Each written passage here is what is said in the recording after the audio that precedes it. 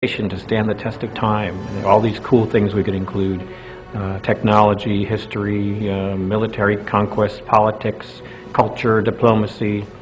It just seemed like a very rich topic to approach with this idea of starting small, but then by the end of the game having gone through this kind of epic journey to create a unique story of your own. Sid Meier's Civilization V introduces ultra-realistic graphics that showcase the thriving landscapes for you to explore, battle over, and claim as your own. Art Deco influences and touches abound in the menus and icons, creating an inviting presentation loaded with style. Civilization is about a game where you want to progress through history, and a lot of times in the here and now it can be depressing. You get a lot of bad news, and no one wants to play through a game where things are good and they get worse. And I thought Art Deco was a time in our history where we were looking forward to all the good things that we had coming forward. And we wanted to present that style as a way to have a very optimistic view about playing through history. Always looking forward, hope, optimism, that sort of thing. Civilization V brings community to the forefront, providing a host of modding tools and making the best of the fan mods accessible directly from the game. The Civ community has been pretty much vital to the development of this Civ and previous Civs. They are the driving force behind Civ, I would say. Yeah, we really want to bring modding more to the forefront of the Civ experience. We found in Civ 4 that it became a big part of the community and a big part of what made the game so strong. And we really wanted to feature that, so maybe more casual players would be more aware of the mods and more able to become involved.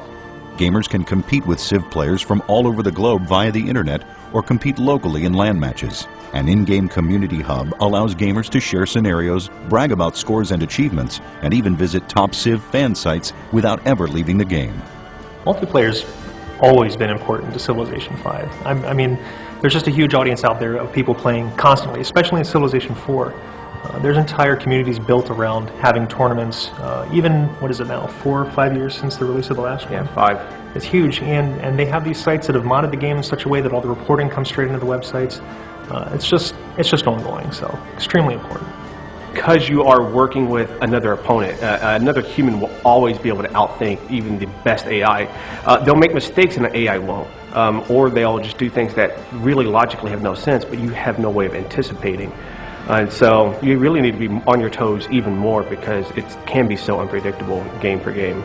Sid Meier's Civilization V features an intuitive interface and ingenious scalability, offering both casual and fully detailed in-depth gameplay options. So we want to make sure we kept the same amount of depth as you would see in Civ 4 and really make a game that had that in mind and kept that tradition alive.